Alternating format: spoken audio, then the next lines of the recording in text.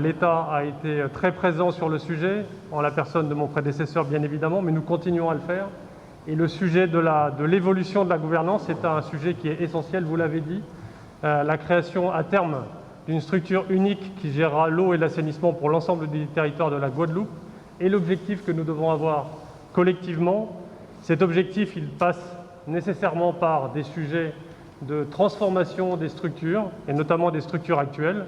On y reviendra si vous le souhaitez, notamment le SIAG, bien évidemment, puisqu'il faut passer de la structure actuelle, sur laquelle je ne reviendrai pas en termes de capacité, non pas de capacité technique, mais de capacité générale à assumer les besoins des Guadeloupéennes et des Guadeloupéens en matière de l'eau, pour passer à cette structure unique. Et le passage des structures actuelles à la structure unique, qui verra le jour avec un article de loi, puisqu'on créera une structure qui est complètement différente de ce qui peut exister ailleurs, de manière à l'adapter au territoire de la Guadeloupe.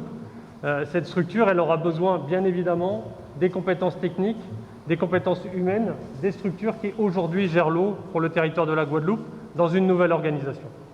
Voilà ce que je voulais dire à titre d'introduction. Et je crois qu'on peut laisser la parole à Monsieur le secrétaire général. Merci, Monsieur le Préfet. Merci. Merci d'avoir répondu aussi rapidement. Je remercie également le président de région qui a été très réactif, car pas pour nous, enfin, personnellement, mais au moins pour les salariés du SIAG et pour la population et les usagers de l'eau en Guadeloupe. Je profite pour transmettre que le président de la CARL, remplaçant, je profite pour vous demander de lui transmettre nos sincères amitiés et qu'il se rétablisse très vite. Bien. Nous sommes en grève. Nous avons suspendu, étant donné que le président du Conseil général nous a demandé d'expliquer un petit peu la raison qui justifie notre mouvement là actuellement. Nous avons signé un protocole en juillet où il était question que les collectivités qui composant le SIAG puissent honorer leur dette vis-à-vis de la structure. Cette décision nous a amené à signer un protocole de suspension de conflit. Le syndicat n'est pas resté à signer, nous ne sommes pas restés là à signer le document et d'attendre que les collectivités nous continuent à fonctionner comme si de rien n'était. Il fallait qu'on organise un comité de suivi de ce protocole. Et dans le cadre de ce comité de suivi, nous avons adressé à tous les signataires un courrier leur demandant une audience afin de discuter des modalités de la mise en place de ces fonds. Nous n'avons eu que Eau d'Excellence qui nous a répondu.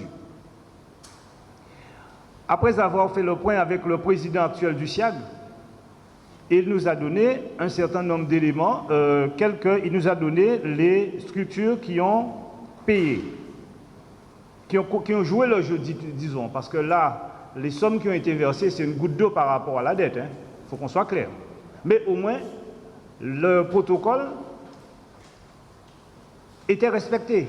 On a mis en place, on travaillait sur une procédure, un processus pour emmener véritablement, pour arriver jusqu'au mois de décembre, avec les salariés du SIAG, la récupération de ces fonds permettait de payer les salaires de tous les salariés jusqu'au mois de décembre. Donc vous comprenez très bien que,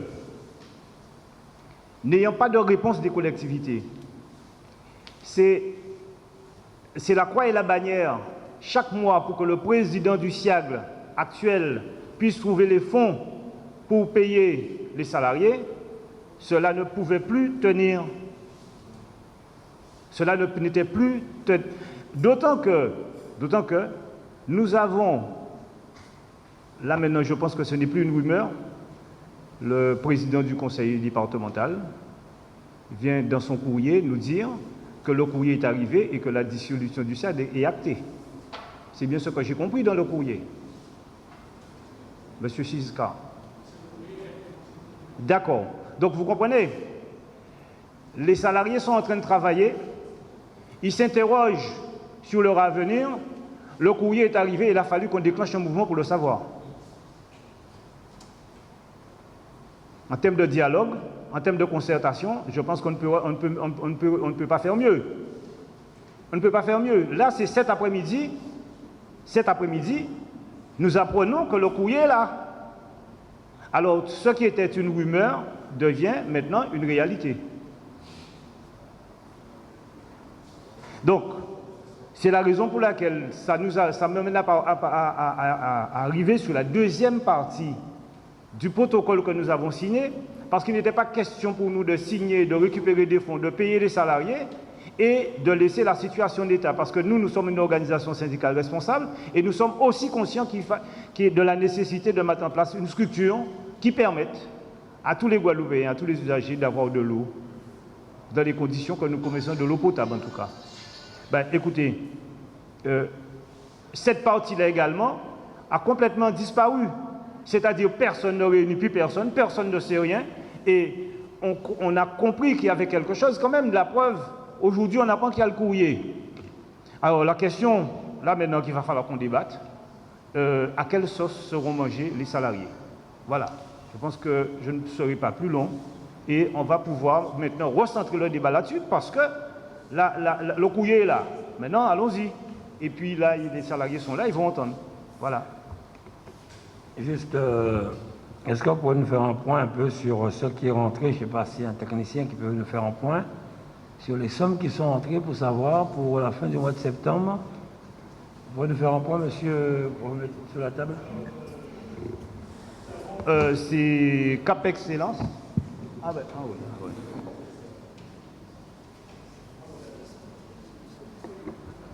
Oui, bonjour. Par rapport à...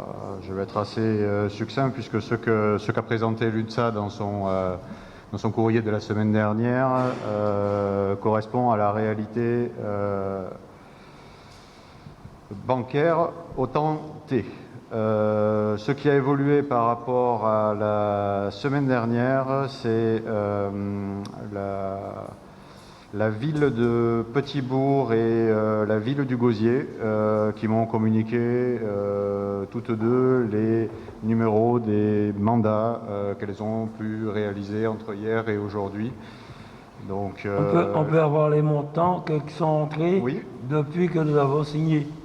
Alors, depuis que nous avons signé, donc, nous avons Eau d'Excellence qui, sur un montant de 1,8 million a versé 902 597. Nous avons Grand Sud Caraïbes sur un montant de 1 million qui a versé 135 719. Nous avons Rénoc qui sur un montant de 300 a versé 306 000. Et la semaine dernière, sur un montant de 1,4 million, Cap Excellence qui a versé 500 000. Donc ça nous fait un total de 1,8 million à ce jour, 1,8 million qui sera donc complété dans les jours qui viennent de 136 000 plus 76 000, à peu près 210 000 euros, qui correspond à la totalité de ce que devait la ville du Gosier et la ville de Petit-Bourg. On t'entend très mal là-dessus. Oui, mais, non, mais baisse le micro pour que tu puisses parler devant le micro. Je vous rassure, on s'entend tous très mal. Ah. Laissez finir, vas-y. C'est terminé, de toute manière. Il y a peut-être un complément à apporter de la part... Le besoin pour le mois de septembre était de combien? Alors, nous avions établi, si vous vous souvenez, dans le protocole d'accord du 28, le besoin à 2 millions par mois, à peu près 1 million pour les salaires et 1 million sur le fonctionnement. Donc nous avons eu pour les versements du mois d'août 1,3 million, complété de 500 000 par Cap Excellence la semaine dernière, donc 1,8 million.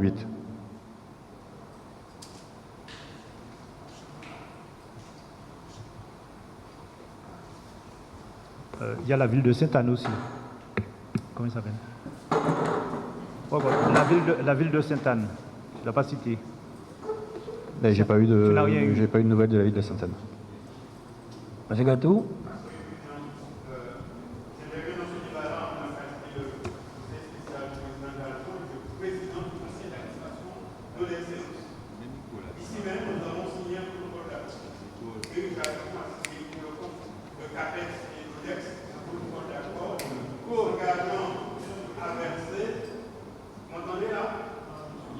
Oui, oui. Oui, s'engageant à verser d'ici la fin de l'année, pour Eau d'Excellence, 1 800 000 euros et pour Cap Excellence, 1 400 000 euros.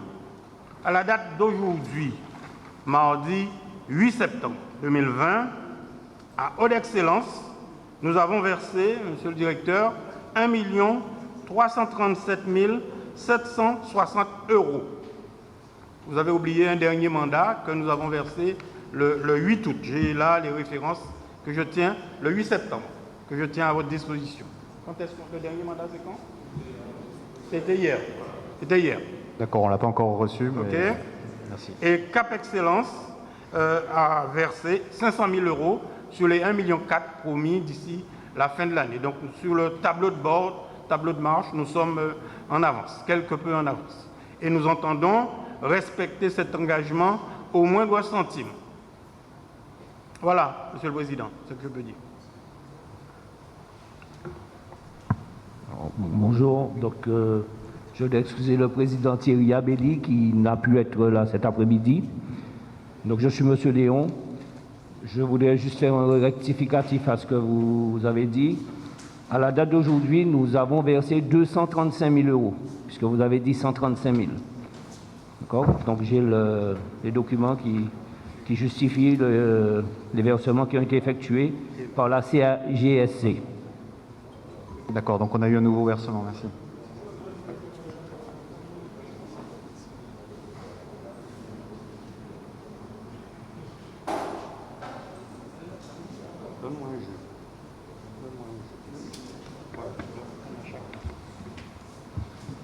Oui, bonjour à tous. Alors, je suis premier vice-président. Rapproche le micro de ta bouche bien parce qu'on n'allait pas... Monsieur le... Oui, c'est mieux là. Donc, monsieur le préfet, monsieur le président du conseil régional, monsieur le président du conseil général, mesdames et messieurs les EPCI, président élu, monsieur Le Tapin, monsieur Noyon, et l'ensemble des personnes ici présentes, mes collègues, monsieur Bardaille, tous eu égard à l'engagement qui était juste au lendemain de mon arrivée aux affaires, il a fallu que je fasse des investigations pour savoir précisément où on en était. Et effectivement, en deçà, au-delà, et avant même cet engagement que j'avais pris en quelque sorte sur une base minimale, puisqu'il y avait une demande de créance de l'ordre de 500 000 euros, qui était avec des factures qui étaient quelque peu contestées. On s'était engagé sur le protocole d'accord à hauteur de 100 000 euros, très précisément. Sur ces 100 000 euros, je puis vous dire de façon très précise que nous avons émis trois mandats de 7 153 euros le 7 septembre 2020, un autre mandat toujours à la même date, puisque c'est sur plusieurs structures, de 50 000 euros et un autre de 44 000 euros, de sorte que nous sommes même en avance sur l'engagement que nous avions pris. Et c'est le comptable assignataire de ces mandats, pour vous permettre de vérifier, c'est bien entendu la trésorerie de Sainte-Anne dont nous dépendons. Donc, dessus, sur le coup, il n'y a pas de difficulté quant au respect de notre accord, mais vous comprenez aisément que le temps de latence que ça a mis pour moi, qui arrive et qui découvre, et vous comprenez bien aisément que le président du SIAG ne se faisait pas payer par le maire du SIAG de l'époque. Sauf que c'était une seule et même personne. Nous ne pouvions pas payer, nous engager comme ça sans avoir à vérifier un certain nombre de choses. Je sais que si il y a des contestations, mais au moins, il faut reconnaître qu'on doit au moins ces 100 000 euros. Donc, j'ai commencé à les payer. Sauf que depuis 2020, de sorte qu'à l'instar de ce que disait M. Gatou il n'y a pas si longtemps que ça pour Eau d'Excellence, la ville de Saint-François a déjà payé en mandatement et payé au SIAG la somme précise de 150 038,73 euros depuis le début de l'année courant de l'année 2020. Cela veut dire que malgré les difficultés, nous essayons un petit peu de rester en quelque sorte tenir face à nos engagements, même s'il y aurait des contestations, mais au minimum, tenir un minimum d'engagement eu égard à ce qui était important, ce qui était dit pour les salariés. On n'avait pas d'informations particulières quant à dissolution, pas dissolution, etc. Je pense qu'un engagement a été pris à l'égard des salariés de la Guadeloupe, des salariés guadeloupéens. C'est un service public rendu aux Guadeloupéens et c'était important. Je dis, nous n'avons pas d'informations particulières quant à la dissolution, pas la dissolution. Ce qui est important, c'était un engagement a été pris et je situe ma présence dans cette réunion comme étant dans la continuité ou dans la suite de ce qui a été fait, même si, et je m'en excuse auprès de toi, Willy Moyon, tu m'avais envoyé un mail auquel je n'avais pas répondu parce que j'étais en cours de recherche. C'est pour ça que j'ai tenté de t'avoir et tu n'avais pas de charge pour pouvoir tenir la conversation. C'était pour te dire cela. Voilà.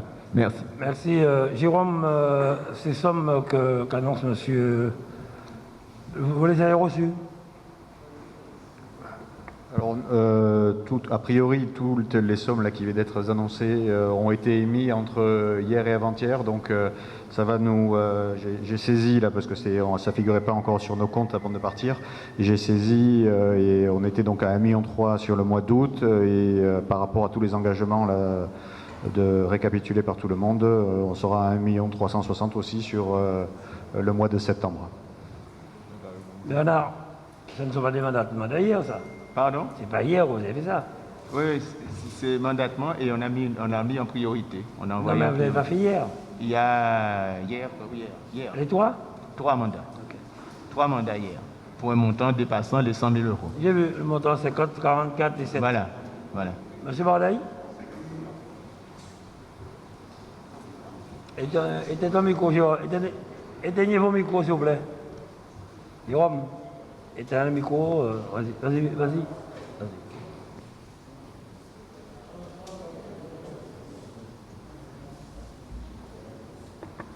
Voilà. Oui, mesdames, messieurs, avocats et qualités, monsieur Buffet.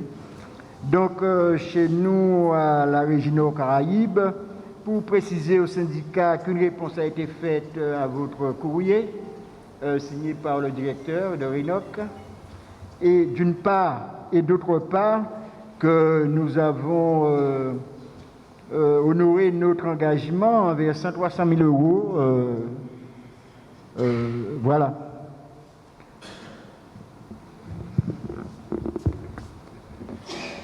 Donc, Jérôme, tu auras un gros calcul à faire parce qu'il y a plus de sommes que ce que tu as annoncé qui sont entrées, peut-être aussi, je suis désolé de le dire, hein, mais peut-être à cause du mouvement.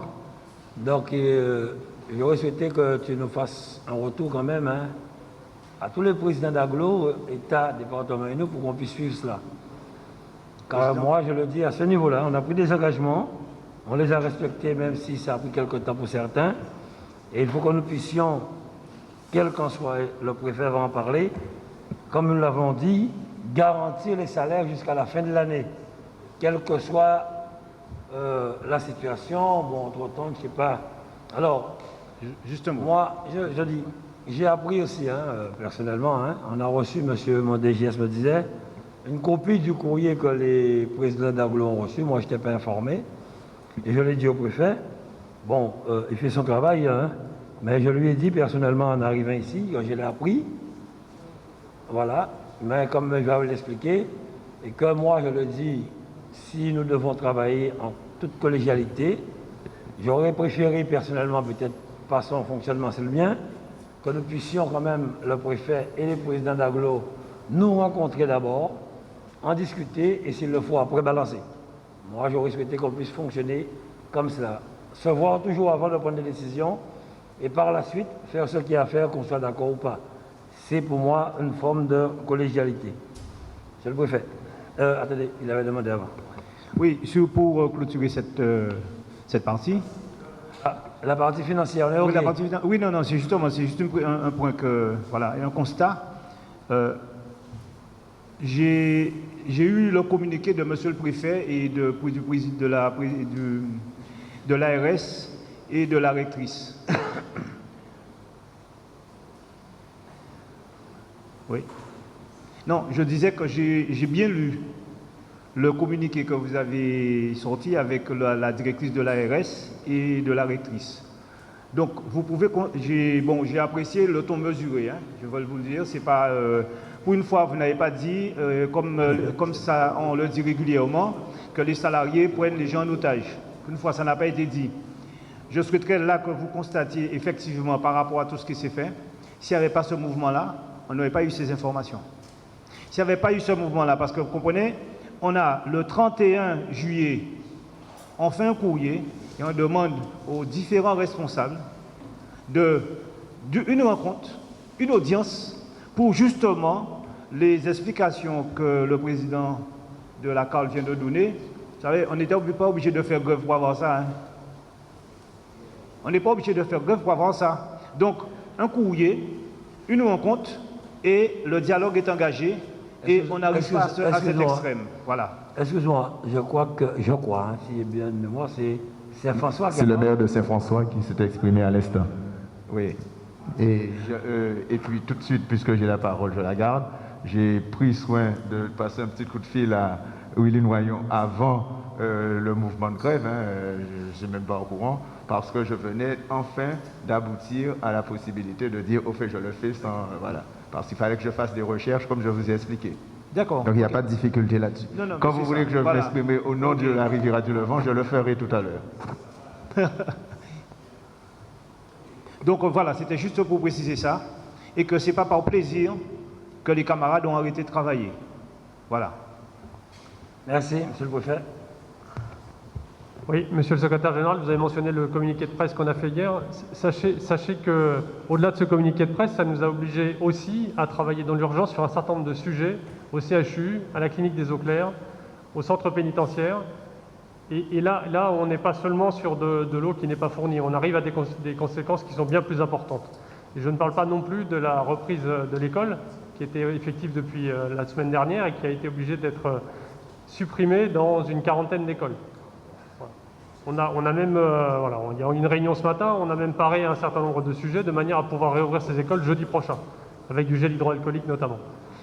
Donc voilà, le ton était, comme vous le dites, mesuré, il n'empêche qu'il était ferme et que je ne reviendrai pas sur ce que j'ai dit, ce sont des sujets très graves sur lesquels on ne peut pas mettre en danger la vie d'autrui. Si vous me permettez, je vais revenir sur la deuxième partie de la réunion, déjà sur le courrier.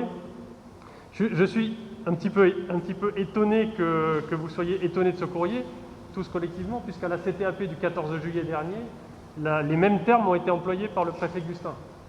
Donc en fait, ça n'est pas une nouvelle, ça n'est pas une découverte, concrètement. Constatant la difficulté de la gouvernance et de l'approvisionnement en eau de Guadeloupe, il y a eu un certain nombre de travaux qui ont été faits. Je pense que l'État a bien accompagné sur le sujet aussi, pour finalement constater qu'il fallait qu'on parvienne tous collectivement à la création d'une structure unique qui est l'objectif final. Pour parvenir à cet objectif final, il est nécessaire, comme je l'ai dit tout à l'heure, de passer des structures actuelles à la future structure. Et pour passer d'un point de vue administratif, là on est vraiment dans l'administration, je vais revenir après sur le sujet bien évidemment du partage de compétences. Mais pour passer de la structure administrative actuelle à la structure administrative de demain, on a besoin de ces étapes, c'est indispensable. Et donc, mon courrier, adressé aux présidents de communautés d'agglomération, qui sont concernés par la future dissolution du SIEG, acte juste le fait que ça a été mentionné en CTAP du 14 juillet dernier, que les travaux ont donc avancé dans ce sens, puisqu'il n'y a pas eu de nouvelles différentes depuis le 14 juillet, et que j'invite les présidents d'agglomération à vouloir justement travailler avec moi, et donc collectivement, puisque vous êtes en copie, Monsieur le Président, et Madame la Présidente du Conseil départemental l'est aussi, et donc c'est bien le sujet de la collégialité, sinon j'aurais fait juste un courrier adressé nominatif sans mettre en copie les autres participants. L'objectif, c'est bien de commencer à travailler ensemble sur la suite. C'est bien ça le sujet. Aujourd'hui, on dit bien, et messieurs et mesdames les présidents de communautés d'agglomération, vous nous le dites, on a reçu un courrier aujourd'hui de la CARL sur le sujet, rien n'est fait aujourd'hui pour préparer la suite. Oui, donc c'est bien pour ça que mon courrier est là, pour dire il faut qu'on travaille sur la suite. Et travailler sur la suite, c'est rentrer dans une phase de travail en bilatéral, parce que je préfère ça pour commencer, pour présenter les options techniques et administratives. C'est ce que j'ai fait ce matin, Guy Losbar n'est pas là, mais je l'ai fait ce matin avec lui et le maire de Goyave, pour commencer à parler. Et je devais vous rencontrer, Monsieur le Président, aujourd'hui à 15h, donc je suis désolé, ça va être un petit peu décalé. Je dois voir Monsieur Jalton de la même façon, et je vais voir Monsieur Cornet aussi lundi. Là aussi, ça va être décalé à la semaine prochaine. L'idée, c'est de venir leur parler des possibilités administratives et techniques, pour qu'ensuite, on puisse rentrer dans une phase de travail concrète. Voilà, ça c'est le premier point. Donc ça c'est la teneur de mon courrier. Mon courrier il ne dit pas le SIAG est dissous demain, il ne dit pas le SIAG est dissous aujourd'hui, il dit on est dans le processus de dissolution du SIAG pour arriver à une structure commune à terme. C'est ça l'objectif. Et donc mon courrier il invite ensuite à travailler, à commencer par un travail en bilatéral parce que c'est plus facile de présenter les différentes options. On ne va pas rentrer dans le détail ici, il y a des options différentes pour gérer en fait. Concrètement ça veut dire quoi la dissolution du SIAG avant la création d'une structure unique? Aujourd'hui, les collectivités qui sont affiliées au syndicat, elles ont confié la mise en œuvre de leurs compétences au SIAG. Une fois que le SIAG va disparaître, il va être dissous, ces compétences, elles vont revenir de droit aux collectivités, donc aux communautés d'agglomération, lesquelles vont travailler ensemble pour mettre en place une structure unique. Donc vous voyez qu'on est obligé de repasser par là. On ne peut pas passer directement du SIAG vers la structure unique. C'est ça l'objectif de ce courrier et l'objectif des réunions qu'on va faire. Deuxième point que je souhaiterais mentionner, je suis tout à fait attaché comme vous, Monsieur le Président, à la collégialité et au travail concerté. D'ailleurs, je le redis, sinon je ne vous aurais pas mis en copie des courriers que j'ai fait au président de communauté d'agglomération. Et ce travail-là, il va être suivi et je crois qu'il y avait eu une habitude de travail entre la préfecture et les syndicats où il y avait des informations qui étaient données au moins jusqu'en juillet dernier. Et donc ça va reprendre aussi. Mais je ne peux reprendre ces informations avec vous que quand on aura commencé à travailler avec les communautés d'agglomération, pour qu'on voit concrètement ce que ça veut dire. Voilà le deuxième point, et c'est sur le courrier, parce que je ne veux pas qu'on parte sur un mauvais plan. Voilà, ce courrier, il est juste là pour introduire un travail. Et il ne donne pas de nouvelles informations. Il fixe la date du 22 septembre pour dire aux communautés d'agglomération, est-ce que vous êtes bien d'accord pour qu'on travaille ensemble? Dites-le moi avant le 22 septembre. Voilà, pour qu'au moins on ait le temps de vous présenter les différentes options. Le partage des compétences, une fois que le SIAG va disparaître avant la création de la future structure, ce partage des compétences, il va être ouvert par le décret. Donc c'est un décret qui va être publié, mais ce décret, il ne va pas fixer, à compter du jour où le décret va apparaître, cette dissolution. Il va ouvrir le temps de la transition, le temps de comment on peut l'appeler, la liquidation, c'est-à-dire le fait de préparer la suite, et tout ça se terminera en fin de dispositif par un arrêté que je prendrai, qui sera la répartition de ce qui compose aujourd'hui le SIAG, du patrimoine, de l'actif du SIAG et aussi des salariés. Donc vous voyez que tout ce travail-là, il n'est pas terminé. Il est en cours et il interviendra en fin de cycle. Il faut 1 mois et demi à 2 mois, je pense, une fois qu'on aura décidé de le dissoudre. Ce n'est pas encore le cas. Une fois qu'on aura décidé de le dissoudre formellement, il nous faudra 1 mois et demi à 2 mois pour arriver à ce travail. Et c'est tout ce travail qu'on va conduire ensemble pendant ce mois et demi, avec les communautés d'agglomération bien évidemment, et en concertation avec vous, et avec la région et le département, qui sont parties prenantes. Voilà le point où on en est aujourd'hui, à ce stade. Voilà le point où on en est aujourd'hui, à ce stade. Alors, juste pour rassurer M. Noyon, c'est pas le 15 septembre. Non, c'est parce qu'il y a un bruit qui court. Voilà. Je termine juste. Le bruit, je sais d'où il vient, c'est qu'il y a un moment, ça avait été annoncé autour du 14 juillet, on avait dit que ça sera dans 3 mois. Je crois que c'était quelque chose comme ça. Donc c'est pour ça qu'il y a cette date du 15 septembre. Aujourd'hui, on n'est pas au 15 septembre. Alors justement, ma question c'est, est-ce que vous avez un calendrier précis par rapport à ça? Le calendrier, c'est moi qui vais le fixer, concrètement. Une fois que j'aurai la date qui me sera donnée par Paris. Donc le point de départ, c'est Paris qui... Non, Paris va me dire, est-ce qu'on est prêt à rentrer dans le cycle de travail? Et dans ce cas, on déclenchera. D'accord. Donc, lorsqu'il y a dissolution du SIAC, donc la restitution de cette compétence aux collectifs, aux EPCI, à l'intérieur, le personnel. Ça fait partie de ce que je disais tout à l'heure, c'est la répartition. Je l'ai dit tout à l'heure, il faut qu'on répartisse l'actif, le patrimoine du SIAG et ses compétences humaines et techniques. C'est indispensable, sinon le service de l'eau ne peut pas être assuré. Donc ça fait partie des transferts qui doivent se mettre en place. Bien. C'est tout le cadre du travail qu'on va faire. Non, mais je comprends bien la procédure, hein, je comprends bien la procédure, mais vous savez, pour que les salariés soient rassurés, là nous sommes vraiment dans les grandes lignes. Mais ce serait avoir un calendrier pour que nous puissions suivre également, comme on a fait pour le protocole qui est là, un calendrier qui nous permette de suivre également l'évolution de la mise en place de la structure. De la déstructure. Est-ce que l'État a déjà, ou vous avez déjà une idée de la structure que vous allez mettre en place? Quel type de structure? C'est pas moi qui vais... Alors attendez, on vous parlait de quelle structure? La structure unique, c'est pas moi qui vais la mettre en place, ce sera les collectivités qui décideront de la mettre en place. Okay. Et la structure de transition, c'est pareil. C'est pour ça que j'ai invité les présidents de communautés d'agglomération à travailler avec moi sur le sujet. Puisque ce sont eux qui décideront in fine. Okay. Et pour revenir sur le calendrier, je suis tout à fait d'accord avec vous. C'est bien pour ça que j'ai besoin de ce travail que j'ai lancé par le courrier qu'on a mentionné, pour qu'ensuite, à partir de là, on fixe ensemble un calendrier auquel vous serez associés. En matière d'information, pour que vous ayez l'information, évidemment, au fur et à mesure. Enfin, je pense que vous n'avez pas vu le courrier. Bon, nous...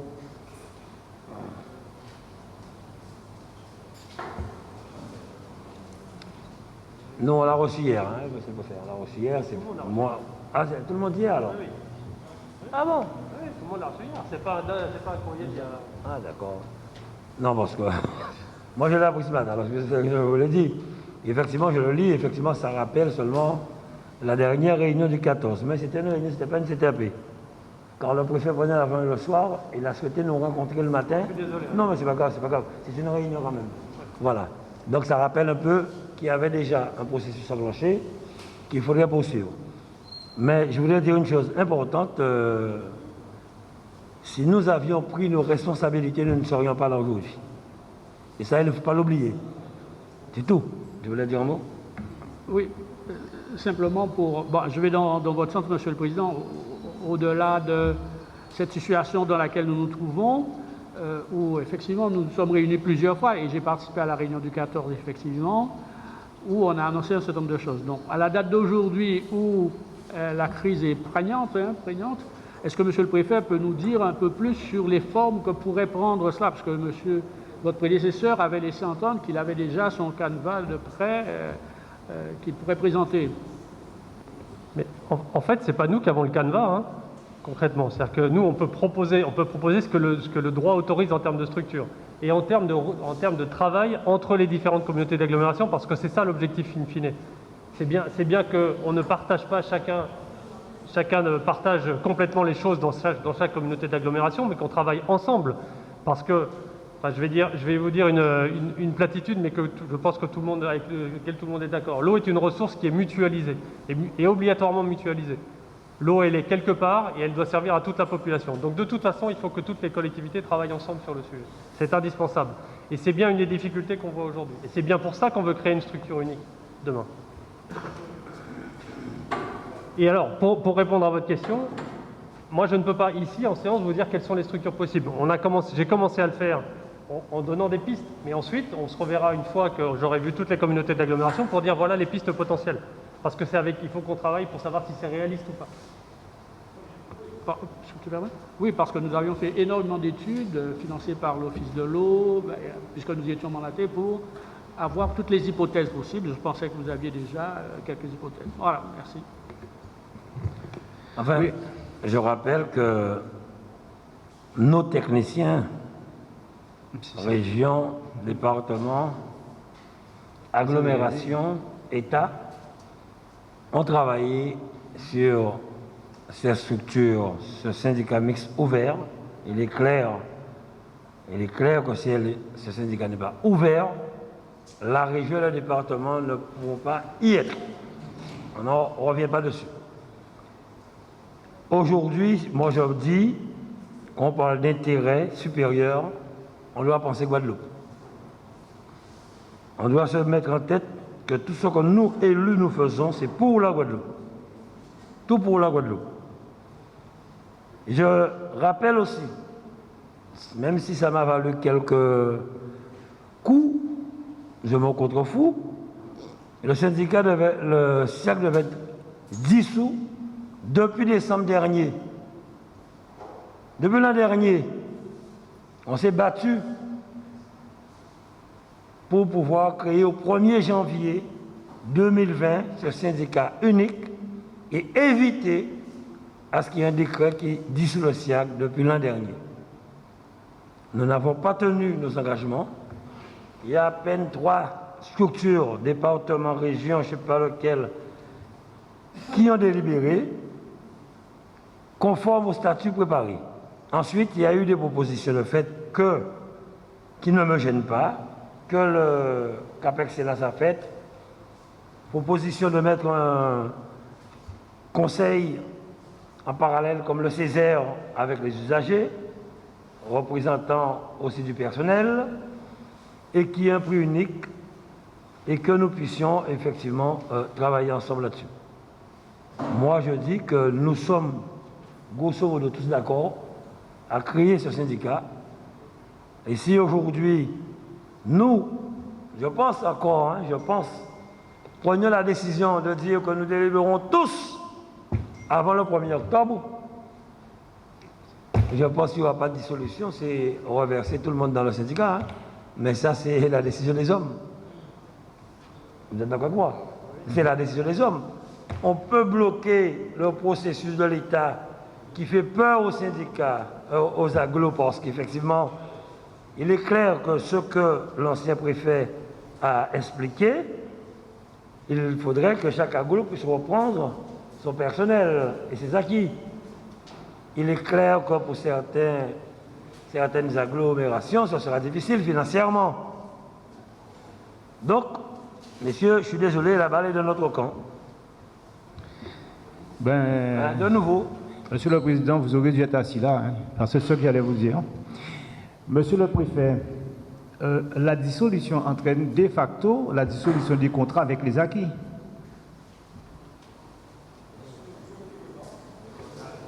Qu'est-ce qui ne nous garantit? Qu'est-ce qui nous... Parce que là, si on suit, je suis le raisonnement... Par contrat et acquis. Les contrats des salaires, les contrats des salariés qui sont à l'intérieur avec tous leurs acquis, leurs dossiers. Ouais. Parce que, attendez, lorsque par exemple il y a dissolution, Monsieur le Président, vous venez de développer justement la crainte des salariés. C'est-à-dire que, et ça se dit déjà, il y a certains qui n'hésitent pas à faire leur buzz avec en disant qu'ils ne vont pas accueillir les personnels du SIAG. Donc s'il y a une dissolution là, qui est-ce qui a une obligation de les reprendre? Oui, il y a une obligation de reprendre l'ensemble des salariés avec leur salaire contractuel et titulaire. Ça fait partie des sujets, ça fait partie des... Voilà.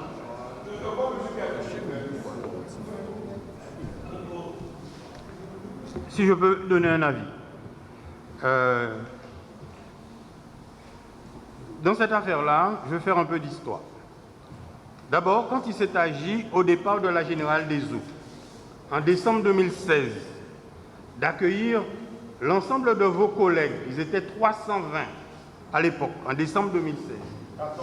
314. En 2014. Nous avons, avec Renoc, on a fait le job. On a commencé par créer une structure d'accueil, Renoc, Odex. On a laissé personne sur le bord du chemin.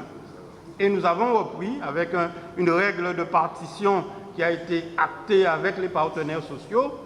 Je me souviens avoir fait au moins 3 ou 4 assemblées générales avec l'ensemble des agents pour vous expliquer les conditions dans lesquelles la reprise sera faite. Personne n'est resté sur le bord du chemin. Qu'est-ce que nous avons fait au niveau d'Odex? Quand M. Lubet, qui est derrière moi, m'a dit que nous n'avons pas la ressource nécessaire pour accueillir l'ensemble de ces personnels et les payer pendant 6 mois, eh bien, j'ai proposé au conseil communautaire de Cap Excellence de verser une indemnité, comment on appelait ça, Bernard? Une dotation initiale. Et c'est ainsi que Cap Excellence a versé 6 millions d'euros en 2 séquences à Haute Excellence pour lui permettre de faire face aux charges fixes dans cette première phase, en attendant qu'Haute Excellence prenne son rythme de croisière.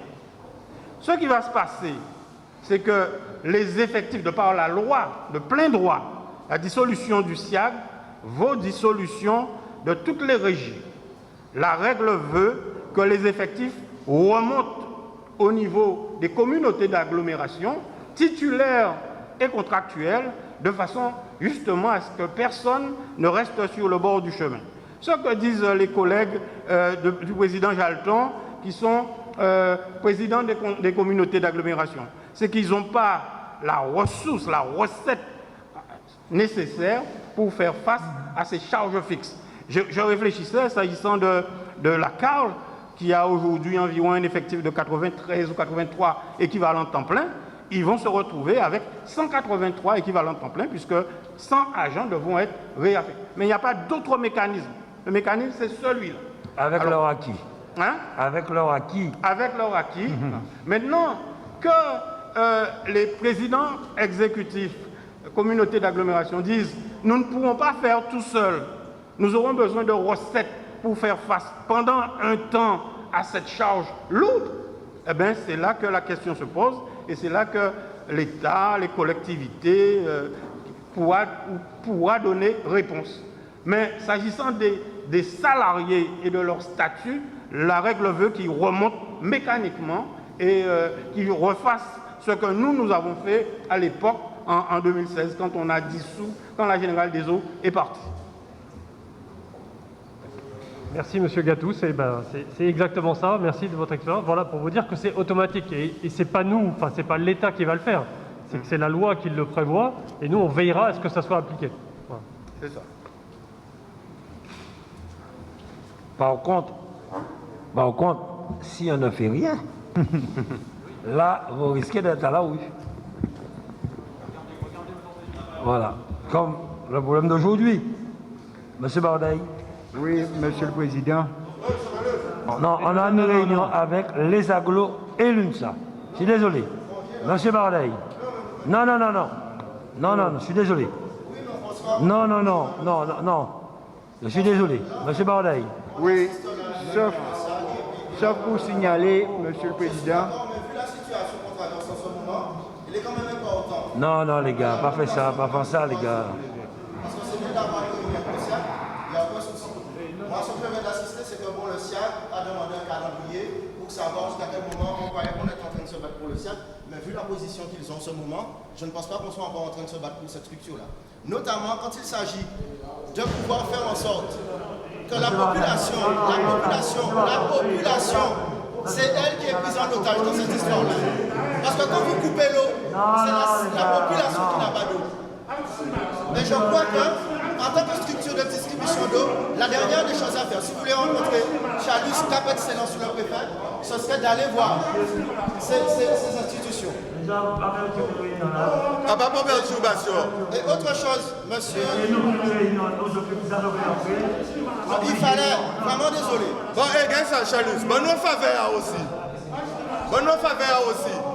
Et concernant le dispositif en sec eau potable, le dispositif en sec eau potable, avec son guide. Ok, on parle de structure unique. Le SIAG ou pas le SIAG, Guadeloupe n'est pas ni de l'eau. Le SIAG ou pas le SIAG, il nie des tours d'eau depuis plus de 5 ans. Parce que là, on n'est pas dans ce débat-là. C'est un débat suffisamment... Non, mais c'est pas grave. C'est pas grave. C'est pour parler aux paroles à Guadeloupéens. On arrête un moment et... S'il vous plaît, Président. Le SIAG va prendre ce boulot là, franchement. Bravo même. Bonne soirée, vous n'êtes pas content? Pourquoi faire mes vannes à Guadeloupéens? Vous n'êtes pas content? Vous n'êtes pas content que Guadeloupéens ait parlé incident? Vous avez qu'à débattre salaire à zone? Organisez les autres. Wochat, vous connaissez pour écouter nous. Vous connaissez pour écouter nous. Allez. Bon, le dispositif en c'est potable, on fait quoi?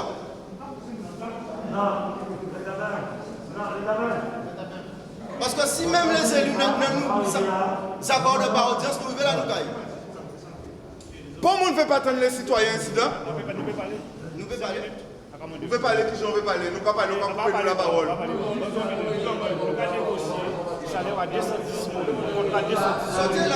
Nous sommes là en salle là. Nous sommes là, ça va commencer combien de temps? Ça va commencer combien de temps? Combien de temps ça va commencer? C'est Guadeloupe qui pas de l'eau. C'est l'école qui a fermé. C'est CHU qui a problème. C'est clinique des autres qui a problème. Vous n'avez pas les salaires à autres, vous avez doit organiser les autres. Vous avez des travailleurs. Mais laissez les Guadeloupéens parler, des Guadeloupéens qui sont en misère. Laissez les Guadeloupéens parler. Il y a des dispositifs à mettre en place que peut faire là, savent très bien qu'il faut y mettre ces dispositifs-là. Chalus n'a qu'à cacher quand il nous paye. Pas si on peut chez Guadeloupéens parler. T'as pas dit au Chalus.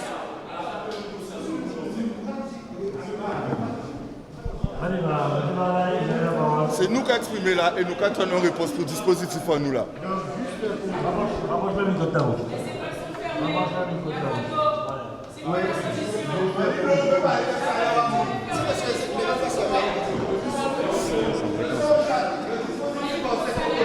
Vous connaissez la circulaire interministérielle qui ne parle pas forcément de série ou de cyclone. Vous connaissez? À quel moment on a un problème de gestion d'approvisionnement en eau potable? À quel moment, je parle français là, je ne parle pas créole. À quel moment on voit qu'on a un problème de gestion d'approvisionnement en eau potable? Il y a un guide. Vous avez parlé des établissements prioritaires. Il y a un guide qui est là pour ça. C'est des établissements niveau 1 de priorité. Et oui, c'est pris en compte par leur secteur potable. Ils sont là, ils sont à cacher. Citoyens là, ils ont une réponse. Une réponse qui est pallier à besoin. Besoin quotidien. Ils sont là pour parler du SIAG, de dissolution à le SIAG. Ok? On veut des réponses. Et on veut savoir quelles sont les vraies problématiques qui empêchent la mise en place de ce dispositif. Sachant que ce que M. Gugus il racontait, c'est que des conneries. Sachant qu'on a un préfet, M. Éric Meillon, qui avait lancé la création de cette OSEC eau potable, et qu'on l'a viré 9 mois après, et que Gugus n'a plus jamais reparlé de ça. On veut savoir où on est maintenant en Guadeloupe. Et c'est pas à cause du SIAG qu'il y a des problèmes d'eau. Ok? Structure unique ou SIAG, ou Saint-Sauvé, il y a des problèmes majeurs en Guadeloupe. On traverse une crise sévère.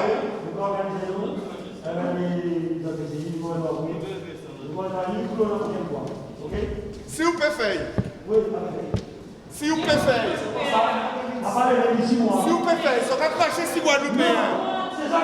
Comme non! Nous pouvons faire les Guadeloupéens. Ok?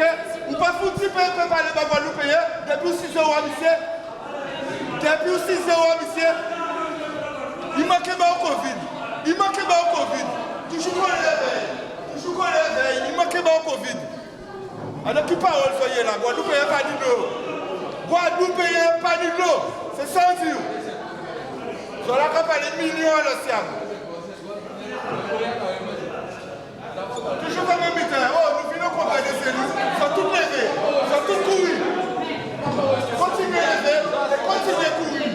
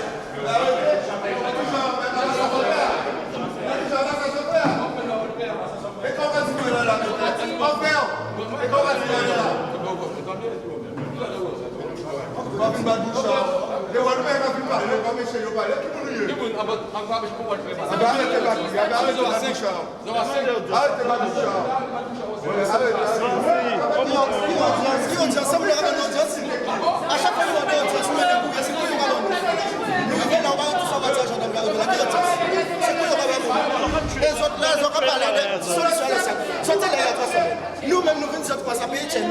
En septembre, c'est la mise à 6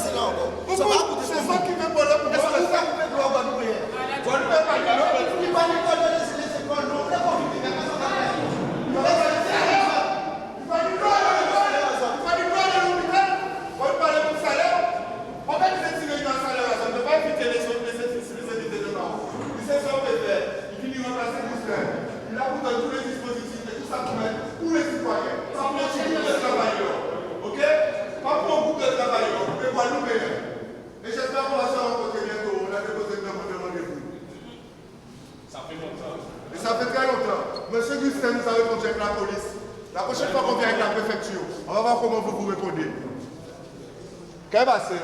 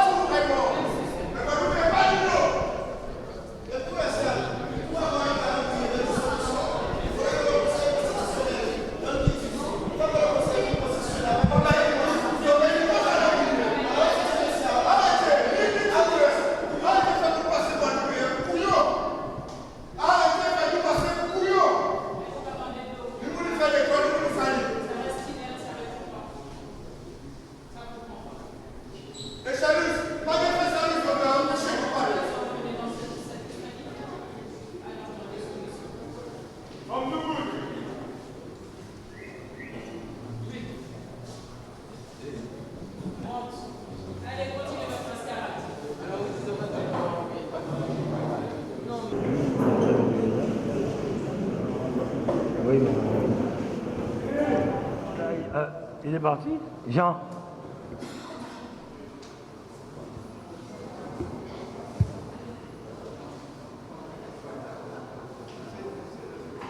Alors, c'est M. Bardaï qui voulait intervenir. Alors, juste pendant tout ce petit remue-ménage, j'en ai discuté avec le préfet, qui m'a dit qu'il va accélérer ses rencontres avec les EPCI dans les jours qui viennent. Ensuite, Michel Létapin, vous rencontrez rapidement. Donc, il a commencé, il finit avec les agglos. Vous rencontrez. Il semblerait qu'il y a élection au SIAC lundi.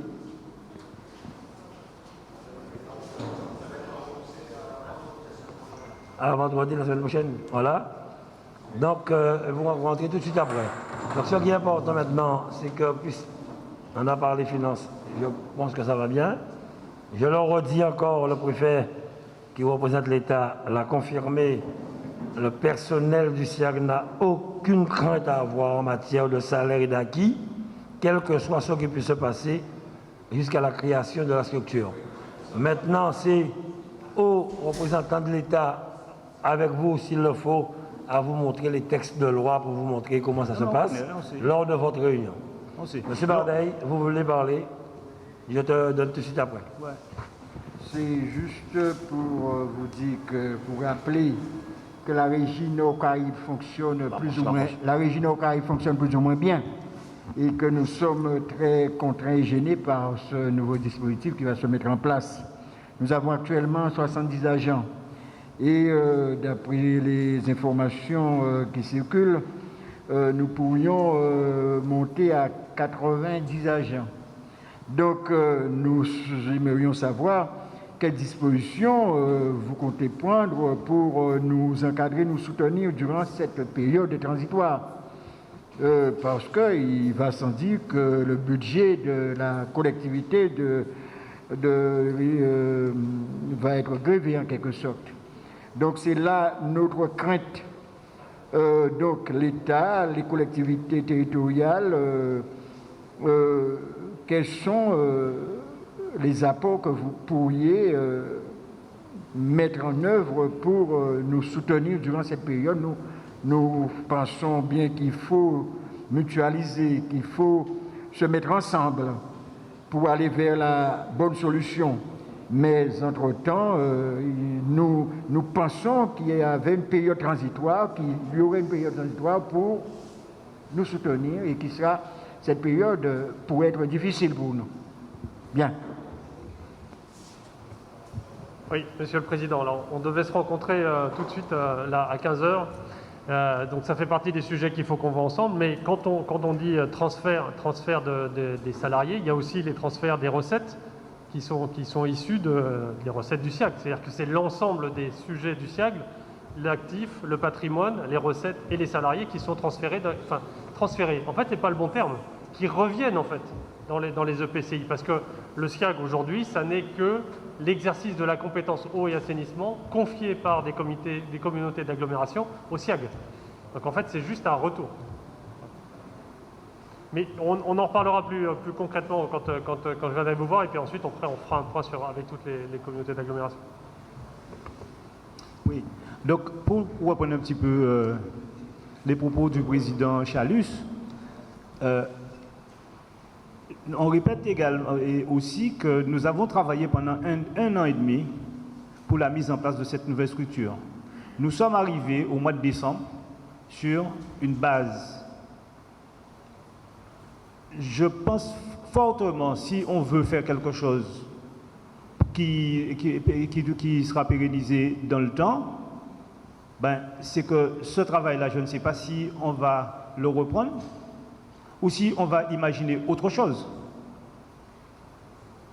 Vous savez, le syndicat mixte ouvert, parce qu'on ne part pas à zéro. On ne part pas à zéro. Donc c'est la raison pour laquelle j'insistais sur le calendrier. Parce que sinon on va repartir pour un an et demi encore.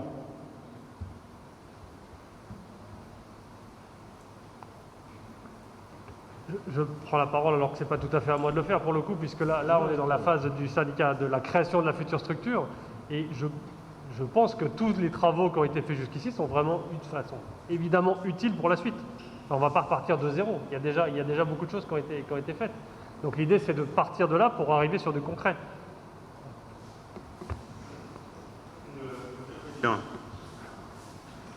Oui. D'après ce que je sais, je ne prétends pas tout savoir, le SIAG sera dissous par décret en Conseil d'État très prochainement. Une fois que le gouvernement va appuyer sur le bouton, ça va entraîner la dissolution de plein droit des RENOC. Ce que vous voulez savoir, c'est qu'est-ce qui va se passer entre le moment où le SIAG sera dissous et le moment où la nouvelle structure sera créée. Monsieur le préfet, monsieur le président, viennent de vous donner des assurances. La règle veut que les effectifs remontent mécaniquement aux EPCI, titulaires et contractuels.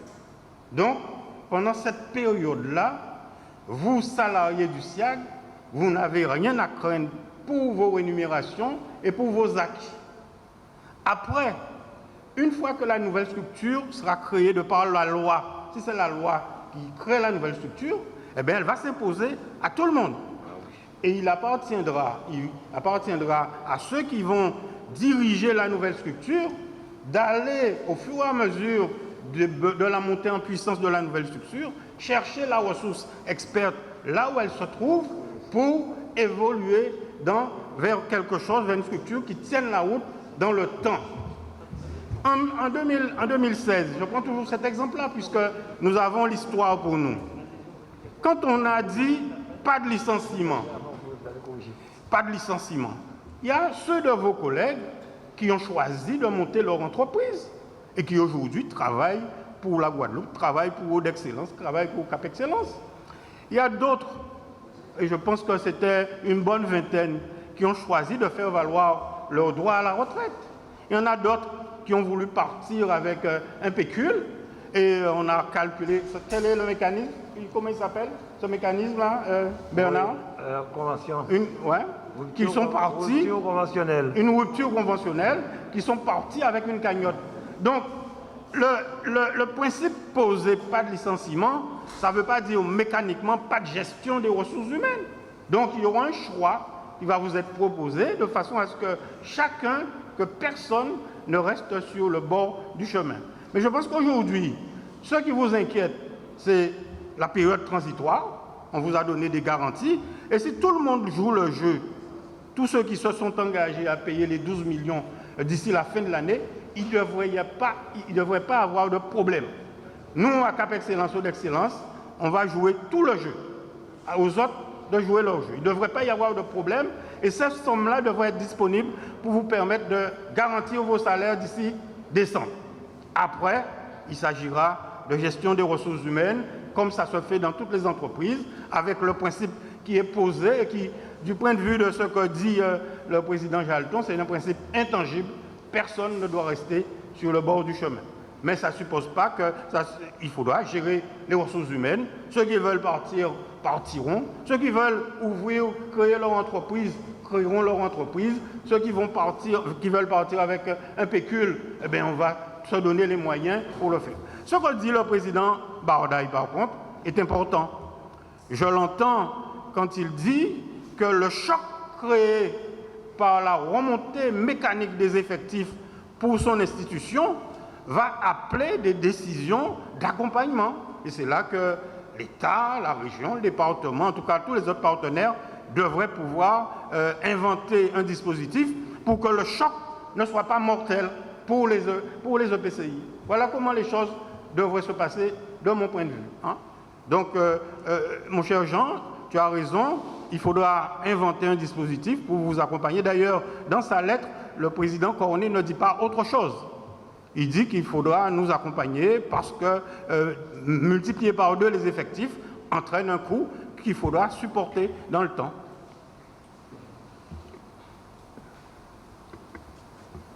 Monsieur le Président, je demande la parole dans le prolongement du conseiller spécial du président de Cap Excellence.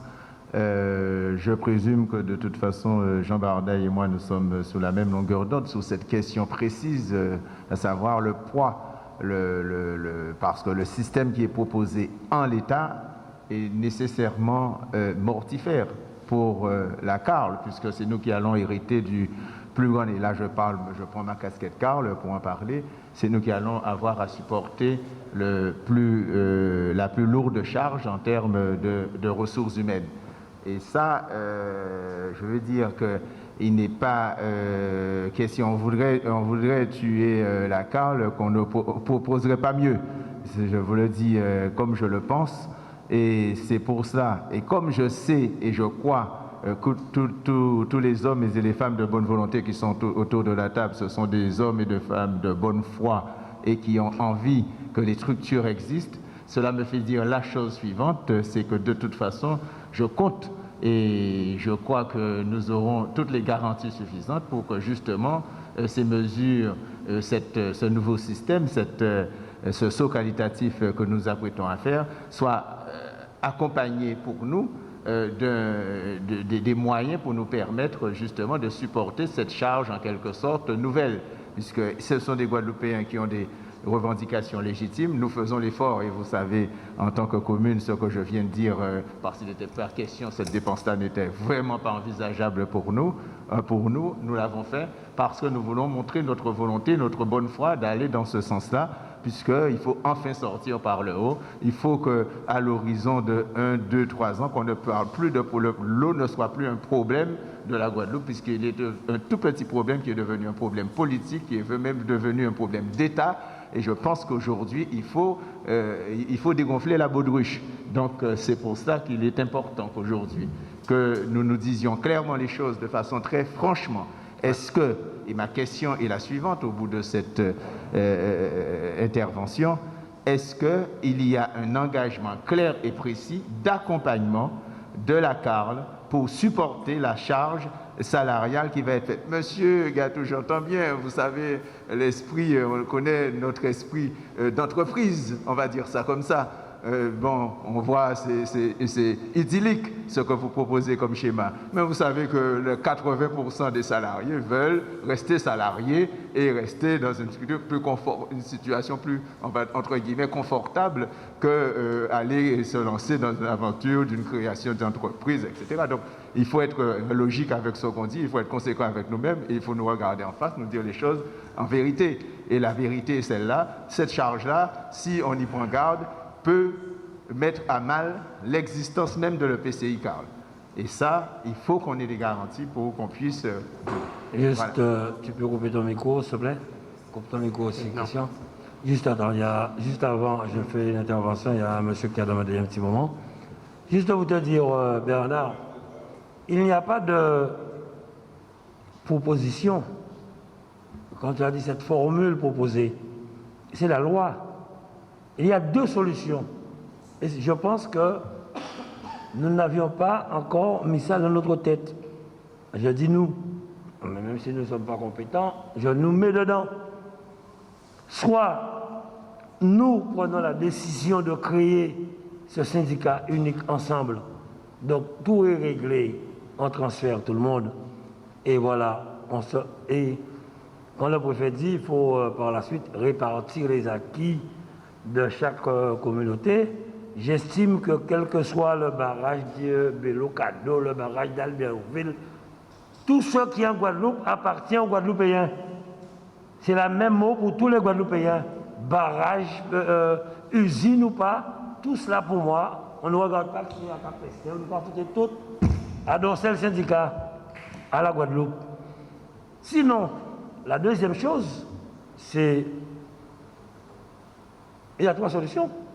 La deuxième solution, on ne fait rien, le personnel est dans la rue, mouvement de grève, on a merdé.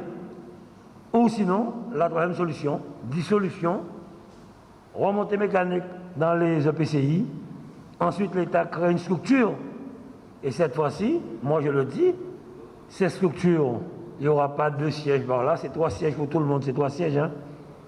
Là, ça maintenant, ce sera le même nombre de personnes, même nombre de tout. Hein. Donc, non. Là, je pense que maintenant, la meilleure solution, je le répète encore, c'est que rapidement, nous puissions décider de créer ce syndicat unique avant que l'État puisse dissoudre le SIAC. Si on le fait avant, tout est réglé pour vous. Vas-y. Alors, j'aimerais juste faire un petit constat. Je suis Kouta Steve, délégué de l'UNSA, usinier de l'usine de Des-Hauteurs. J'ai entendu M. Pancrel représenter la CAOL, qui exprimait ses craintes, puisque c'est vraiment des craintes. Donc, quand on vous entend, nous, on se fait tirer dessus parce qu'il n'y a pas de... Tout le monde connaît le problème. Donc, vous pensez que comme ça, nous, on va prendre confiance. Puisqu'on entend par là dire que vous n'avez aucune inquiétude, vous vous dites, on ne sait pas si on pourra supporter, qu'est-ce que vous pouvez faire pour nous? Et nous, on nous dit, vous allez chez lui. Mais lui, il me dit, il n'a pas ce qu'il faut pour qu'il puisse maintenir la chose. Donc, dans tout ce bordel-là, ça, nous, ce qu'on veut savoir, qui va tout à l'heure écrire au cœur, sous garantie de, je serai transféré à la CAOL, que monsieur le préfet ici présent vous soutiendra, ça vous aidera, ça m'aidera, ça me fera avoir confiance en vous deux, puisque pour le moment, ce n'est pas le cas. Ensuite, je pourrais dire à mes camarades collègues que maintenant, on commence à ne pas nous prendre pour des moutons. On commence, hein, je dis bien, parce que je pense que ce combat-là ne va pas s'arrêter maintenant. Je rappelle que depuis la Générale des Eaux, nous sommes des anciens de la Générale des Eaux, personne ne s'est intéressé du problème de l'eau en Guadeloupe. Nous devons payer un contrat mais en Générale des Eaux, il fait ça, bon, nous m'en faut à peine. Mais allez les remettre nous peine en nous, bon, nous ne pas pour faire. Tout le monde a oublié, tout le monde n'a pas songé, mais par contre, là pour montrer que nous sommes des gros taux, nous sommes des gros territoires, l'usine là, ça c'est en moins, et il faut acheter ça à Patao.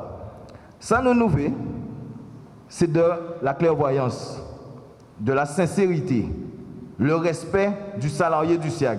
Le salarié du SIAG qui est un élu, qui a une carte de votant et qui est un habitant du territoire, qui a des enfants aussi qui sont à l'école et que quand il agit d'une certaine manière dans le désespoir, il faut arrêter de le prendre pour n'importe quoi.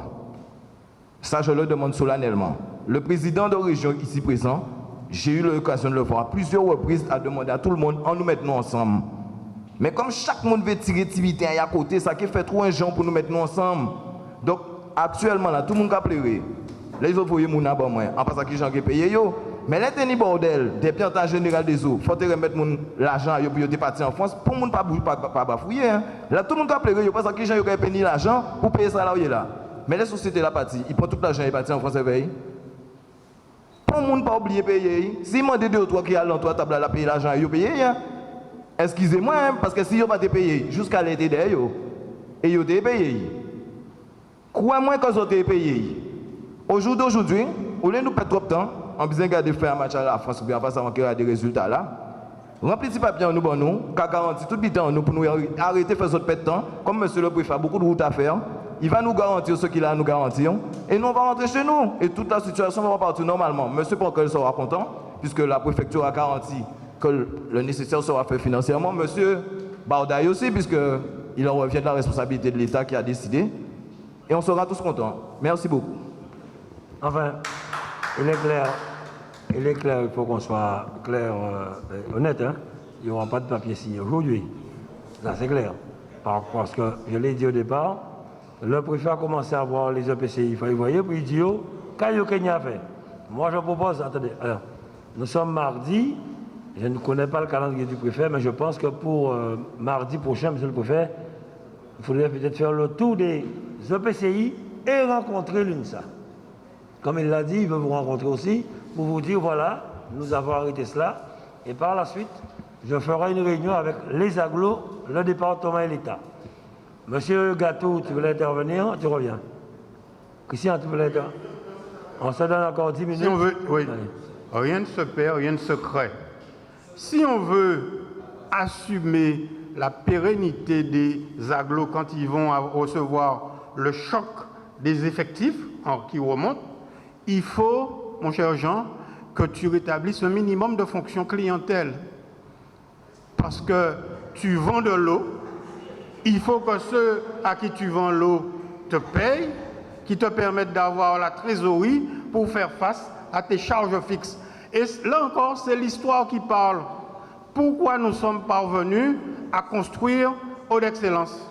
C'est pas on a donné un coup de main au départ en affectant une dotation initiale, mais après, Eau d'Excellence a construit une fonction clientèle. D'ailleurs, c'est le cas de Rénoc aussi, que je salue. Rénoc l'a fait aussi.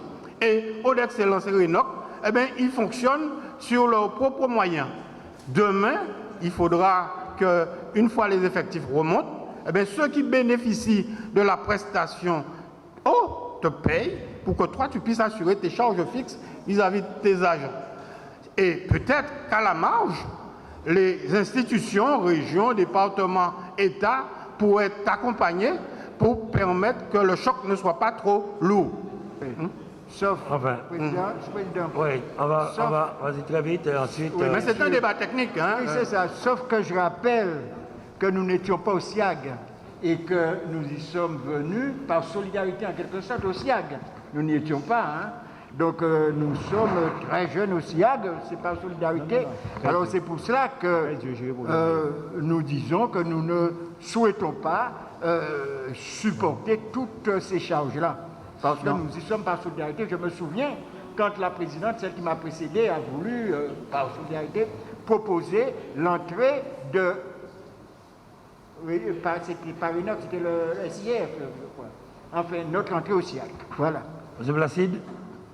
Alors, pour rassurer donc, mon président Bardaï, donc, effectivement, on a eu l'occasion de faire le point sur l'activité donc, de Rénoc lors de Alors, je disais, donc, pour rassurer mon président Jean Bardaï, donc, on a eu l'occasion de faire effectivement plusieurs points, donc, sur notamment donc, des sujets urgents.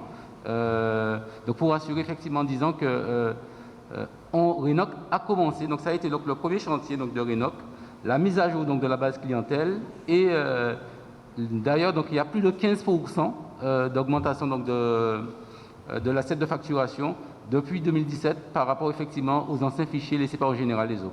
Donc les taux de relève, aujourd'hui on est à plus de 96% donc, de taux de relève, alors que le taux de relève donc, depuis général des eaux c'était 89%. Donc voilà, Président, c'était pour te rassurer en te disant que ce travail-là a déjà été fait et d'ailleurs donc, on a eu l'occasion de participer à des ateliers pour faire des retours d'expérience sur le sujet. Alors juste un point. Je voulais dire que pour ceux qui ont travaillé sur le processus de la mise en place, que nous sommes arrivés à nous mettre d'accord. Enfin, on n'est pas tombé d'accord, mais on a travaillé jusqu'au bout sur la structure unique, la structure mixte ouverte, tout simplement parce qu'il y avait en parallèle un projet du préfet où il disait tout le monde ne sera pas repris. C'est à ce moment-là que les élus, suite à une réunion que nous avons faite à la résidence départementale, que les élus se sont mis ensemble et pour arriver à ce résultat-là. Et ce résultat-là, on l'a eu tout simplement parce qu'on s'est dit autant mettre en place la structure, comme ça on assure le transfert. Parce que s'il y a dissolution, il n'y a pas de transfert. Parce qu'au SIAG, il y a le public et le privé. les EPCI vont recevoir automatiquement les contrats de droit public. Mais auront-ils l'obligation de récupérer les contrats de droit privé? Donc vous comprenez un petit peu, c'était ça la démarche. La démarche, c'était, il y avait une proposition de l'État, une proposition des responsables des EPCI, et c'était pour créer la structure de façon à transférer le personnel. Juste, Michel, la proposition de l'époque de l'État, c'est vrai, vu la situation du SIAG à l'époque, il fallait effectivement faire partir un nombre de personnes, je crois qu'ils avaient parlé d'une centaine à peu près, si bonne mémoire, proche de la retraite, revoir un peu cela. Le SMO n'est pas parce qu'on ne peut pas prendre tout le monde. C'est une structure unique est créée demain et il y a dissolution du SIAG, les EPCI transfèrent la compétence à la structure unique. Transférer la compétence veut dire transférer tout ce qui va avec. C'est personnel. Il ne faudrait pas qu'on puisse nous dire du n'importe quoi.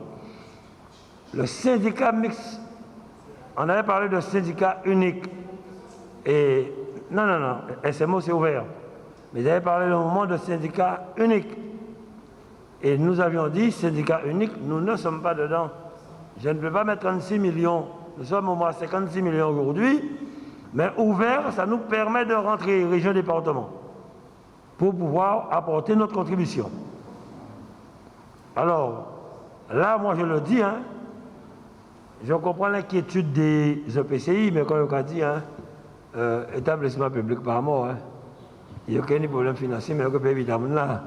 Et ensuite, lors du budget, la dépense du personnel, c'est une dépense obligatoire, n'est-ce pas, monsieur le DGS, ex-DGS? Directement, c'est une dépense obligatoire. Moi, je dis une chose, je comprends l'inquiétude des EPCI. Bon, j'arrive, la plupart des présidents arrivent. Mais aujourd'hui, je dis, ce qui est important, c'est que rapidement, trouver avec le préfet que nous, pour que vous puissiez une petite délégation, discuter avec lui et vous rassurer là-dessus. Nous sommes là pour accompagner. Comme je l'ai dit, au mois de juin, avant le mois de juin, j'ai entendu par mon ami Christian, je ne sais pas pour le département, les collectivités vont aider. Je ne mets plus aucun euro tant qu'il n'y a pas un syndicat unique ouvert, un syndicat mixte ouvert. C'est fini. Actuellement, nous sommes en train de préparer un plan d'urgence pour l'assainissement. Car ce n'est pas normal ce qui se passe en matière d'assainissement en Guadeloupe aujourd'hui. Et ce sera pire que l'eau demain. Moi, je suis prêt à investir pour l'assainissement là maintenant. Mais pour l'eau, je ne mets plus aucun euro tant qu'on n'aura pas créé le syndicat mixte ouvert. À part l'engagement que j'ai pris pour accompagner le personnel du SIAG depuis le mois de mai. Dans ce mai, juin, juillet, c'est nous. Voilà. Monsieur le préfet, je ne sais pas si vous avez un mot à dire.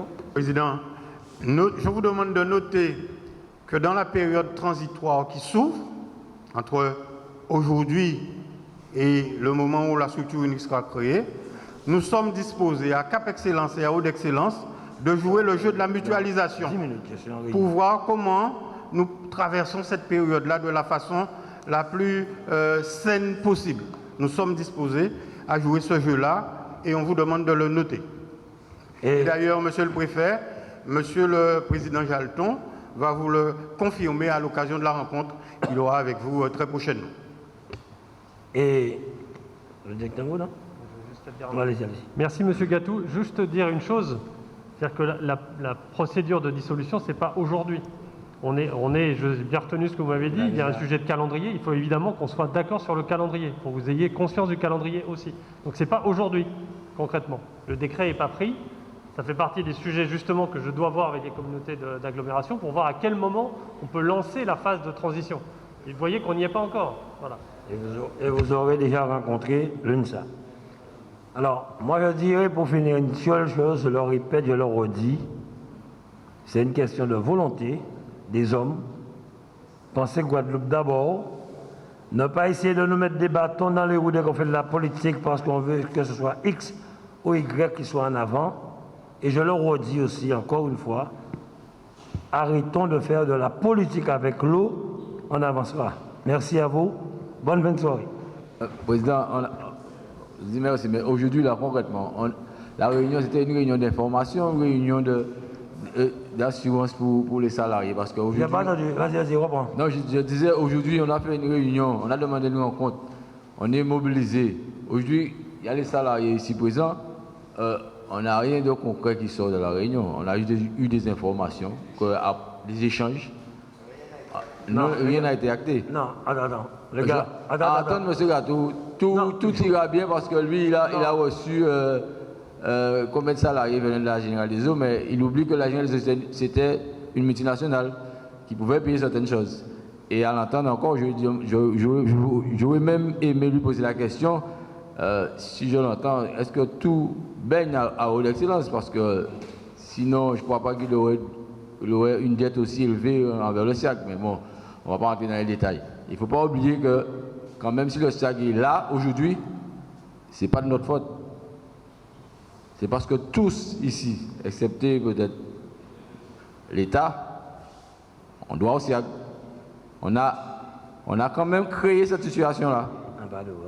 Non, peut-être pas la région. Comme je dis, il y a la région. L'État et la région. Oui, mais il y a des nouveaux élus qui sont arrivés. Oui, mais ce sont leurs prédécesseurs. Mais c'est toujours les mêmes entités qui ont créé cette situation-là et qui entraînent aujourd'hui cette désillusion, ce mécontentement des salariés.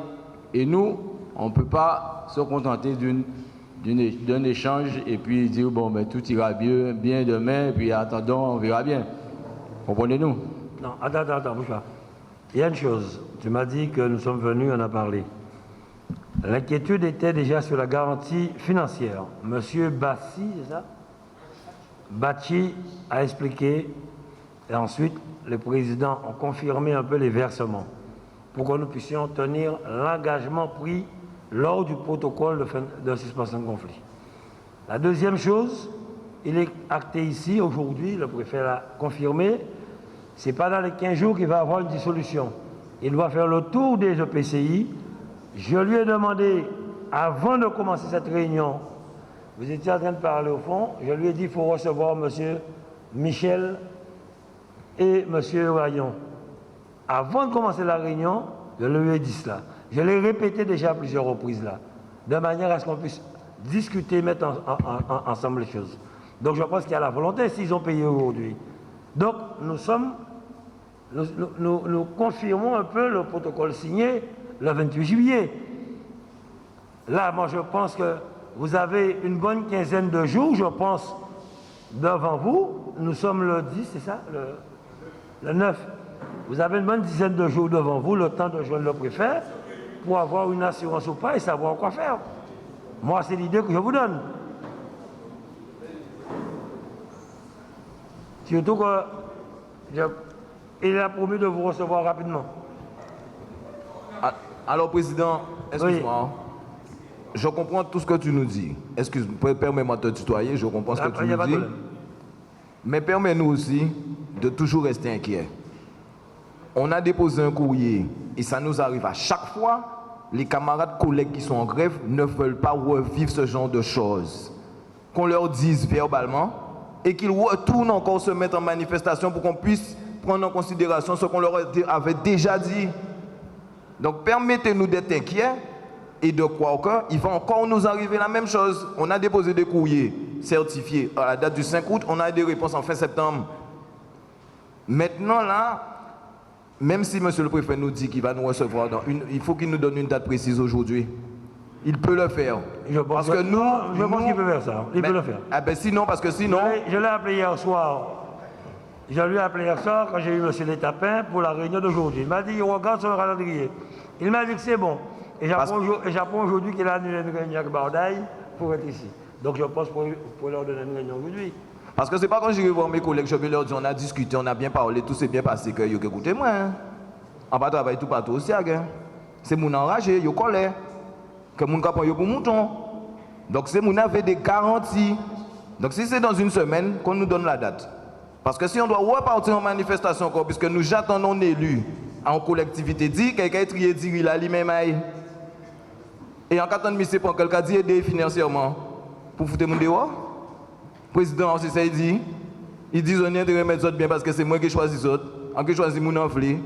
Il faut nous faire attention, messieurs, en tant que politique. En tant que politique, il faut nous faire très attention parce qu'on a des jeunes collègues qui trouvent exaspérés à cause de ça, très touchés, et ils ont mal vivre ça. C'est sans tenir à dire ça. Merci. Et si ce n'est pas une vidéo là, qu'est-ce que vous espérez, Bazot? Oui. Président, oui. Alors on dit que le combat n'a pas fini. Oui. Alors, dans un premier temps, je rappelle simplement, les camarades sont en grève. Approche-toi du micro. Les camarades sont en grève et généralement, on ne suspend pas la grève sans un accord. Lorsque vous avez dit qu'on va sortir ici sans signature d'accord, sans signature de document, ça inquiète les salariés. Car ils veulent un accord sous un engagement. Lorsque le monsieur préfet dit que les salariés seront transférés au EPCI, ils seront repris. Je vous rappelle, ce sont des salariés de droit privé. Monsieur le Tapin l'a dit, les fonctionnaires seront systématiquement, iront vers les EPCI. Les salariés de droit privé, en cas de liquidation, en cas de situation de paiement, en cas de dissolution, le contrat de travail s'arrête. Et il y a reprise du personnel. Initialement, on l'a dit, l'État avait prévu, éventuellement dans le projet de l'ancien préfet, de réduire l'effectif des salariés de 620 à environ 450-500. Il était prévu de laisser sur le bord de la route pratiquement 120 à 150 salariés. Il n'y a pas 600 salariés au SIAG? Non, pas au SIAG. De l'eau. Il était prévu dans le cadre de l'organisation de l'eau sur les 620 salariés de l'eau en Guadeloupe de passer à 450, de 620 au total à 450, 500. D'ailleurs, le président de Cap Excellence, je l'ai entendu dire ça sur Guadeloupe Première, soit sur une des radios, dire oui qu'il va falloir, à ce moment par rapport à l'effectif, revoir. Or, ce qu'on dit aujourd'hui, et au rapport que vous avez fait, ce document-là, il est bien fait. Honnêtement, c'est simplement que les EPCI délibèrent pour la création d'un syndicat unique et pour transférer le personnel. Non, c'est le document que vous avez remis le 12 février à l'espace régional du Rézé. Et où tout le monde était engagé à délibérer et créer le syndicat unique au 1er septembre 2020. On comprend avec la crise, on peut reporter éventuellement à 3-4 mois. Cependant, il faut que les PCI délibèrent pour créer le syndicat unique sur la base de ce document. Et on dit encore une fois ce document-là, on y adhère. Tout est prévu. Alors, autant effectivement qu'on aille, on va reprendre les travaux sur la base de ce document. Enfin, moi, je ne sais pas si un collègue peut intervenir sur ce qui a été dit. Hein. Oui, tu m'as dit que les collègues sont en grève. Bon, moi, je n'ai pas vu les courriers. Est-ce qu'il y a un préavis encore de grève? Est-ce qu'il y a eu un préavis? Bon, c'est suspension. Là, je ne maîtrise pas ça. On va mettre ces gens, ça a fait, ça n'a pas fait. La seule chose, comme je l'ai dit au départ, l'inquiétude financière, elle est levée. Moi, le protocole signé, pour moi, tiens, je l'ai signé. Aujourd'hui, moi, je pense que c'est une grève parce qu'il y avait une inquiétude. Nous sommes dans une situation pire qu'au mois de juillet. Rappelez-vous quand même, on était dans le déconfinement. Aujourd'hui, moi je le dis, je comprends. La personne qui peut garantir aujourd'hui, par écrit, parce que c'est la loi, que au cas où dissolution, le personnel sera, comme dit M. Gâteau, mécaniquement reversé à l'agglo, c'est le préfet. Mais comme il vous a dit, c'est la loi, mais il peut vous l'écrire. Quand c'est la loi avec l'article, lors de la réunion, il va vous rencontrer. Donc il vous donne la réunion, mais là, nous ne pouvons pas entrer dans le protocole des fins de conflit là. Moi, en parlant pourquoi la réunion habitaire, qu'un cas respecté. Je ne peux pas me permettre depuis 3 mois de payer des salaires du SIAG avec les accords que j'ai pris. Et aujourd'hui, il y a des personnes qui traînent des pieds et que moi, ah non. La seule chose, moi je l'ai dit à Michel, nous sommes dans une situation, je comprends effectivement la situation, mais il ne faudrait pas non plus aujourd'hui que ceux qui arrivent dans l'Hexagone puissent arriver aux Guadeloupéens. Il ne faut pas Guadeloupéens porter plainte pour mise en danger de la vie d'autrui. Demain, il suffit, les gars, moi j'essaie d'apaiser les choses. Il suffit que quelqu'un tombe malade dans un lycée ou n'importe où, la famille porte plainte, et bien nous n'allons pas encore, là nous partons à non-chirage. Il faut réfléchir à tout cela. Et c'est ça qui risque d'arriver. Parce que là, aujourd'hui, on peut le dire, bon, 43 écoles ont fermé hier. Sans compter dans d'autres structures, l'hôpital, le CHU, comme vous l'aviez dit. Il suffit qu'une personne tombe malade, décède, et bien, donc réfléchissez à cela, je ne sais pas, rencontrez-vous, prenez une solution, mais ce qui est important pour moi, que vous aviez déjà comme garantie, que le préfet peut rapidement vous rencontrer comme il l'a demandé, et peut vous donner l'article de loi qui dit voilà, c'est cela, pour garantir. Mais moi, je dis, je comprends ça, parce que moi-même, je me rappelle qu'on voulait créer l'usine d'incinération à la Gabarre. J'ai mis la région et le département de me garantir certaines choses, on est sorti. Mais là, ce n'est pas le même cas. Moi, je le dis qu'à part penser que parmi les présidents qu'il a représentés, il n'y a qui met en Guadeloupéen à la sac de voix. Alors, Président, on te demande 5 minutes pour nous concerter. Ok. Et ton micro.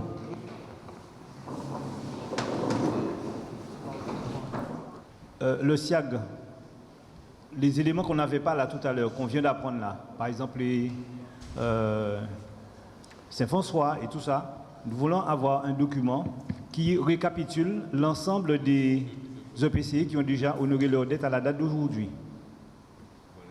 D'accord? Ensuite, Monsieur le Préfet, on souhaiterait que vous engagez sous dizaine pour nous rencontrer. Par écrit. D'accord? Voilà. Je pense qu'il pourra vous donner une date aujourd'hui. Hein? Non, on préfère que c'est, voilà, avec l'engagement qu'il faut. Donc, l'ensemble des, donc on peut, voilà, on attend. Donc, l'ensemble des élus qui ont, entre-temps, honoré leurs dettes, cela nous permettra de faire le comparatif, de voir un petit peu, et par la suite, on va décider de la suite à donner à ce mouvement. Okay, on n'est pas très exigeant, vous avez vu? Qui est-ce qui tape ça? André? Oh, André, bon. Jérôme?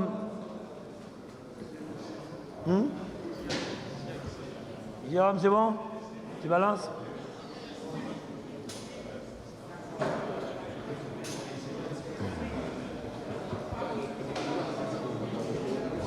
En fait, ce n'était pas seulement les syndicats, hein, c'était les syndicats et aussi les communautés d'agglomération, avec d'ailleurs la région et le département. L'idée, c'était de faire un point sur le sujet de la suite et de la gestion de l'eau aujourd'hui par le SIAG. C'était ça, c'est ça le point d'orgue. Alors évidemment, il y a la grève qui était un des points évidemment qu'on a abordé, mais pas seulement. L'idée, c'était vraiment de commencer à amorcer les pistes pour la suite. J'espère que ça a apporté un peu de clarté, c'est-à-dire qu'on a un peu compris quel était le schéma, quel était le calendrier, même s'il n'est pas encore complètement précis. On a compris qu'on était en phase de travail, et c'est ça qui est important. L'objectif final, il est vraiment la création d'un syndicat mixte ouvert à l'échéance du début de l'année prochaine. Mais pour arriver à ça, il y a plein de choses qu'il faut faire avant, et notamment, il y a la dissolution du SIAG qui est indispensable. Enfin, c'est tout à fait normal. Hein. Nous avons appris que l'UNSAID était en grève concernant le SIAG, concernant les accords passés lors de la rencontre du 28 juillet. Et nous avons décidé de nous rencontrer aujourd'hui ici au Vélodrome de manière à discuter et trouver la solution qui bloque. Et effectivement, il y a eu des financements qui sont entrés, mais que le syndicat n'avait pas. Nous avons discuté un peu concernant la dissolution du SIAG parce que aussi les EPCI ont reçu un courrier du préfet disant que le processus continue concernant cette dissolution pour la création d'une structure, un syndicat mixte ouvert par arrêté du gouvernement. Donc là actuellement, effectivement, nous avons pu discuter pour garantir, dire au personnel qu'ils auront une garantie de leur salaire, qu'ils auront une garantie de leur emploi. Et que là, nous sommes en train d'acter un document pour pouvoir remettre au syndicat avec les sommes qui sont entrées au SIAG et rapidement aussi une demande à ce que le préfet puisse les recevoir, discuter avec eux. Tous ces élus-là qui ne sont pas engagés, qui ne sont pas respectés, signataires, ils ont tout porté main devant l'espace de 3 jours. Puis ils ont versé en première partie à somme là qu'ils ont doué là. Ça qui permet de pérenniser au moins le salaire à ces camarades-là pour au moins 2 mois. Et à un deuxième temps, nous obtiennent plus de clarification aussi à venir à la société là, à SIAG. C'est-à-dire que nous avons décret effectivement de dissolution qui paraît que le préfet là a envoyé les présidents de PCI, mais il n'empêche que, contrairement à ça que nous attendons, la structure qui est mise en place, mais elle veut les travailleurs. Et donc, c'est fondamentalement, c'est ça que nous avons commandé. Nous ouvrons quand même à dans discussion là. Tenir l'inquiétude parce que tini des suppositions, tini des contre-vérités, c'est pour pas faire débat là directement, en pas trop étendement là, mais de toute manière dans la négociation, nous avons montré véritablement que ce sont des dossiers que nous avons maîtrisés et contrairement à ce que ça aura dit, là ça peut gagner pour les salariés. Nous faisons mouvement là pour nous te montrer mécontentement nous et pour nous te faire ces messieurs respecter nous, respecter parole là yo. Donc ils savent de quoi nous capables à présent. Nous que dans l'immédiat recommencer à travailler mais tout en restant réactifs.